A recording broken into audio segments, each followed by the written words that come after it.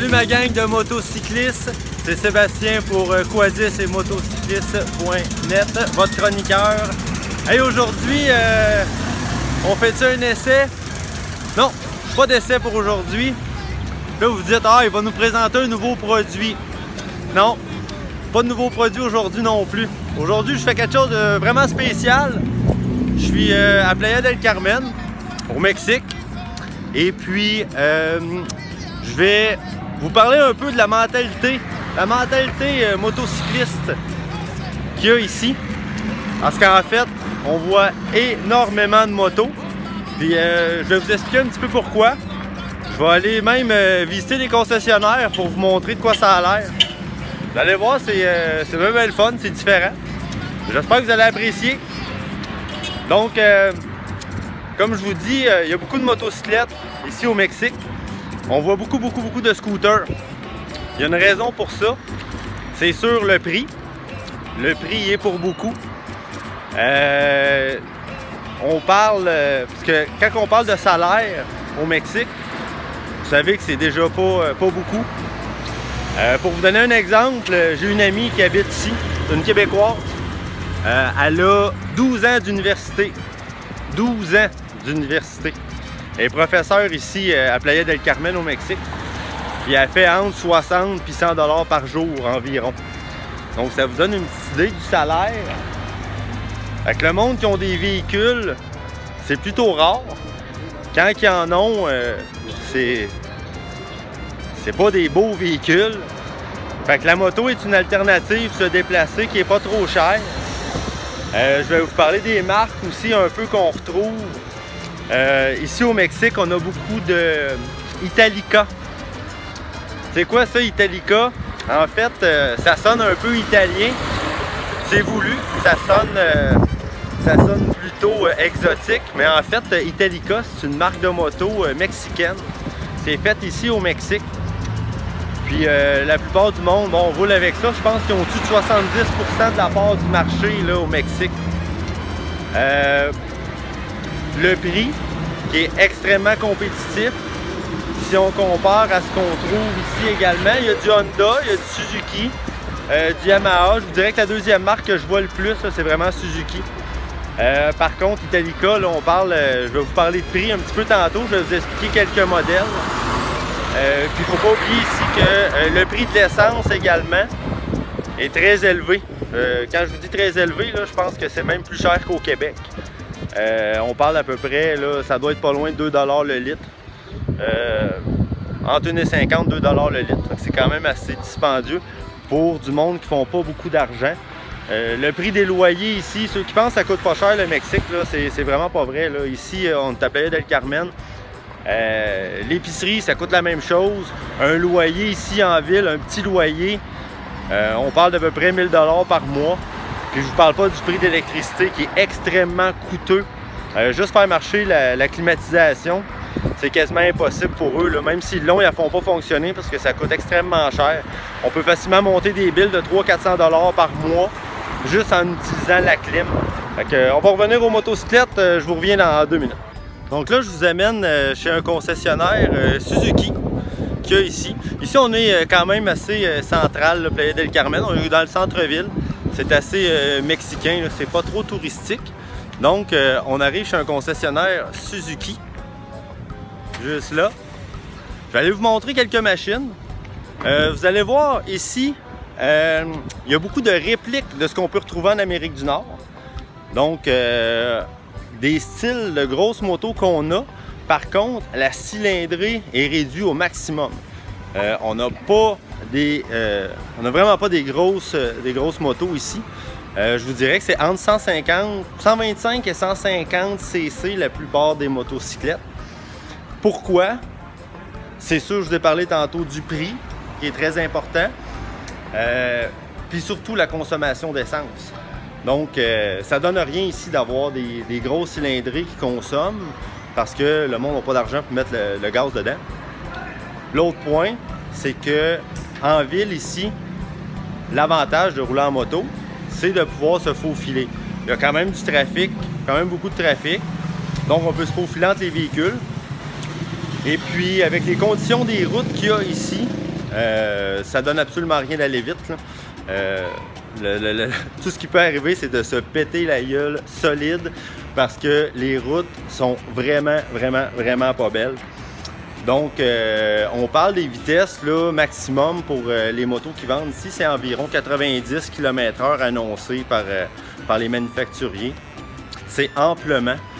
Il y a sur l'autoroute que c'est beau. Par contre, on a beaucoup ce qu'ils appellent ici des topés. Des topés, c'est des dos down en fait.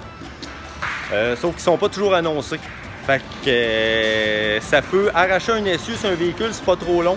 Fait que sur une moto, là, je vous avertis, pogner un topé quand on l'a pas vu, tu peux prendre une méchante débarque. Donc ça donne rien. Fait que je vais vous montrer un peu ce que Suzuki font. Je vais vous commenter un petit peu par la suite. Donc on est présentement chez Suzuki. Donc vous pouvez voir ici une Suzuki 125. Il y a les scooters qui sont très populaires. Les scooters ici, là, c'est pas des 50cc 2 temps. C'est vraiment tout du 4 temps, justement pour réduire la consommation d'essence. Donc on a un 110 ici, un autre scooter. La Suzuki ici AX4 qui est extrêmement populaire. Je vous dirais c'est ce qu'on voit le plus comme moto Suzuki. C'est vraiment ce qu'il y a de plus populaire ici au Mexique. 115cc. Ça se vend dans les environs de 20 000 pesos. 20 000 pesos, si vous voulez savoir ce que c'est en dollars canadiens, vous divisez par à peu près 13,5, 14, dépendamment du taux de change. Divisé par 14, ça va vous donner une bonne indication du prix. Donc on parle d'à peu près 20 000 pesos. Quand je vous parlais tantôt d'Italica, que c'était vraiment un rapport qualité-prix assez imbattable, la même moto Italica, c'est le modèle DT110, se vend environ 13 000 pesos. Donc c'est pour ça qu'Italica est si populaire ici. On va faire un petit tour à l'intérieur. Vous voyez ici on a un V-Strom. Là vous vous demandez si c'est un 650 ou un 1000. Non, c'est avoir la grosseur du moteur, c'est vraiment pas ça. Je vais essayer de voir c'est quoi la cylindrée, je vais vous dire ça. Hola. Hola. Bien, bien. ¿Cuánto de cilindro the motor? What is the size of the motor?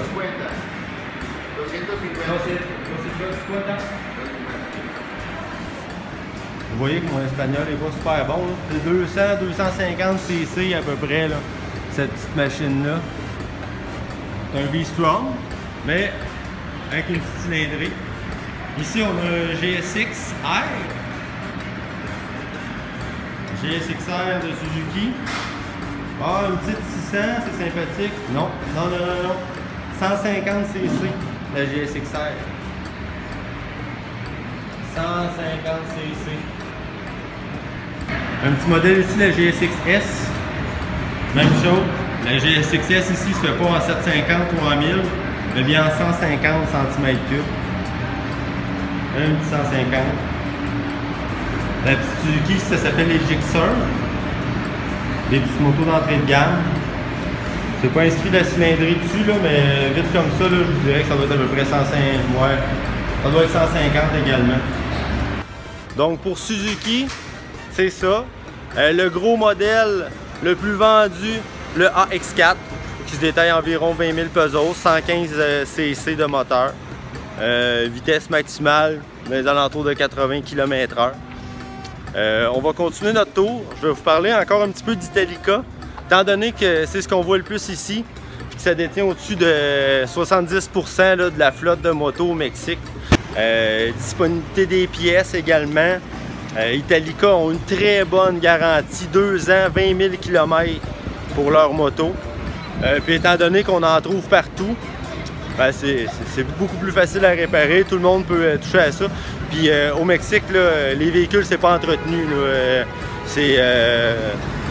On les étire le plus longtemps possible. Puis je vous dirais que la plupart des motos que je vois, là, on dirait qu'ils ont pogné le tétanos, là, tellement que c'est magané, c'est rouillé, les sièges sont déchirés. Les livreurs se promènent tous en moto, justement pour la rapidité du service. Donc chez Domino's Pizza, ils ont une flotte de véhicules. C'est des Honda 150. C'est sûr qu'eux autres, ils n'ont pas vraiment regardé le prix, là. On parle un peu comme une flotte de véhicules comme chez Saint-Hubert. Eux, c'est que des Honda 150, des Honda Cargo 150. C'est un véhicule qui se vend environ 30 000 pesos ici. C'est sûr qu'étant donné que les véhicules ne font pas d'entretien, y aller avec Honda, c'est comme partout. Honda, c'est reconnu pour la fiabilité, puis c'est une valeur sûre. Donc, eux, ils vont avec ça. Les pharmacies font de la livraison également. La plupart des restaurants, c'est pas juste les pizzerias. Ils font la livraison. C'est avec des motos avec un petit cargo en arrière pour pouvoir amener justement leur livraison. On a les policiers aussi qui sont en moto. Il y a des policiers qui se promènent en pick-up. Ça, c'est ceux qui vont ramasser le monde. Quand ils font les arrestations, c'est des bracelets puis ils mettent ça dans la boîte de pick-up. Sinon, la plupart des policiers sont tous en moto ici. Eux, ils ont des vraies motos par contre. Deux types de motos que j'ai vus pour les policiers. Les Harley-Davidson Road King, un petit peu plus rares. Puis ce qu'on voit le plus souvent, c'est des, si je ne me trompe pas, des Suzuki V-Strom. Ça doit être des 1000 probablement. Donc, les policiers ont des vraies motos sous la main. J'en ai filmé là, que vous pouvez voir. Qu'est-ce que je peux vous dire d'autre sur Italica? En fait, ils fabriquent environ 650 000 motos annuellement. Rapport qualité-prix assez imbattable.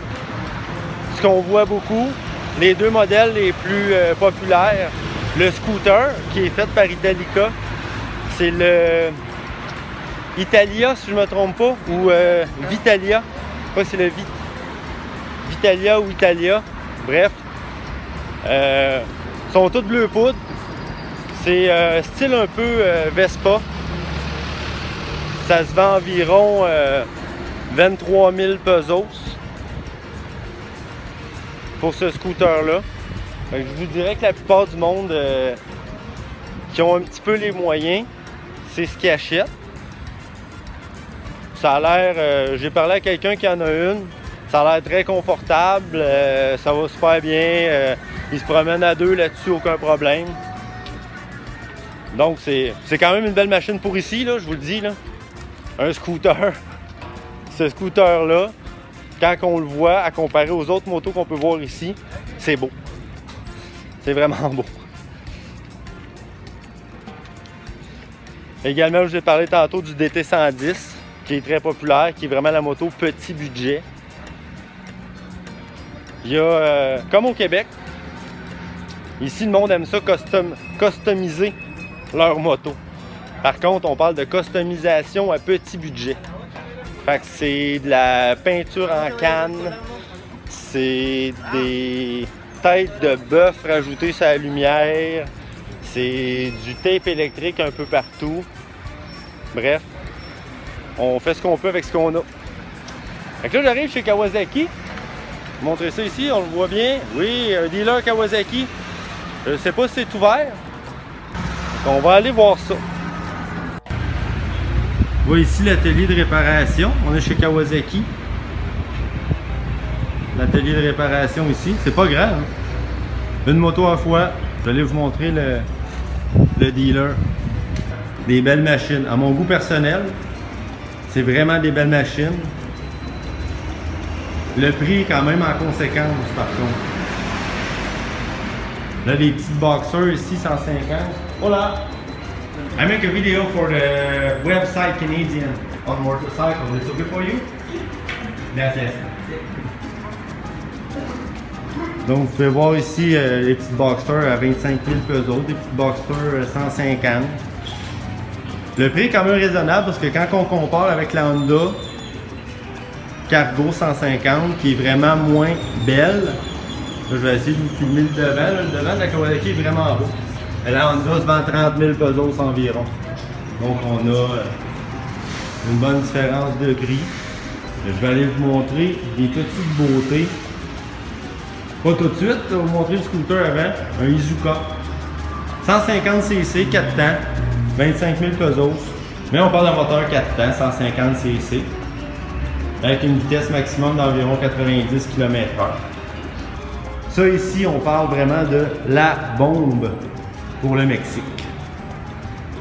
Un 400 cc, c'est plutôt rare. Elle est vraiment belle. Honnêtement, c'est vraiment un très très beau modèle. 400 cc, quand on parle de prix, quand je vous dis que c'est la machine, on parle de 80 000 pesos. À voir le moteur, là, je vois que ouais, c'est une vraie moto celle-là, une Kawasaki Vulcan 900. Parce que pour eux, c'est vraiment la machine. Et attendez de voir le prix, on parle de 213 000 pesos. 213 000 pesos, là. Vite de même, ça va être dans environ 17 000 $. Et les machines sont vraiment belles. Elles sont belles quand elles sont neuves.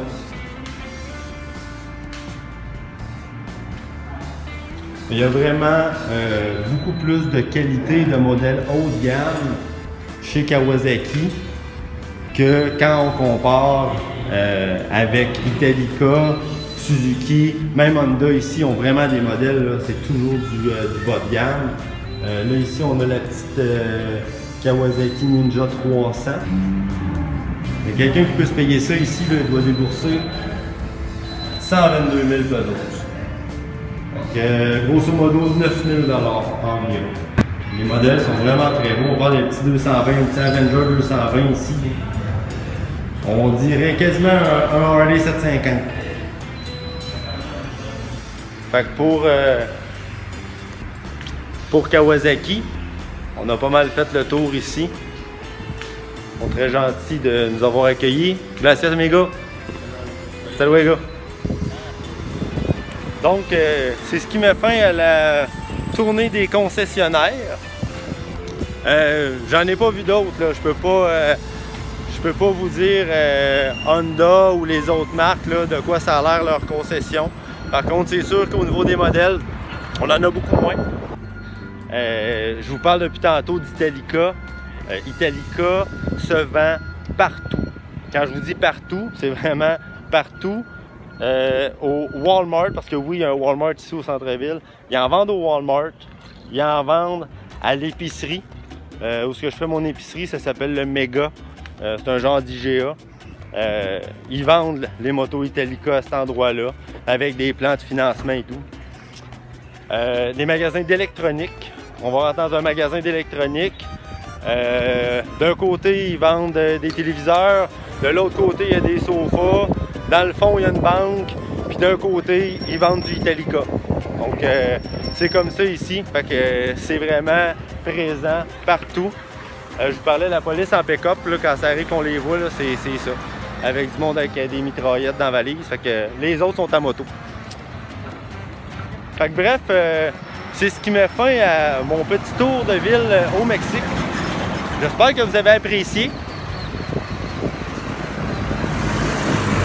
Étant donné que je voyage quand même assez régulièrement, je vais essayer de faire des petites vidéos comme ça, quand on peut faire des choses spéciales. J'espère que vous appréciez. Likez nos vidéos, partagez, invitez vos amis à aimer notre site web motocycliste.net. C'est comme ça qu'on peut voir que vous appréciez et que vous voulez qu'on en fasse d'autres reportages. Ça nous encourage à continuer à faire les efforts pour vous plaire. Donc, gênez-vous pas, puis on se revoit dans une prochaine chronique. Merci, bye bye.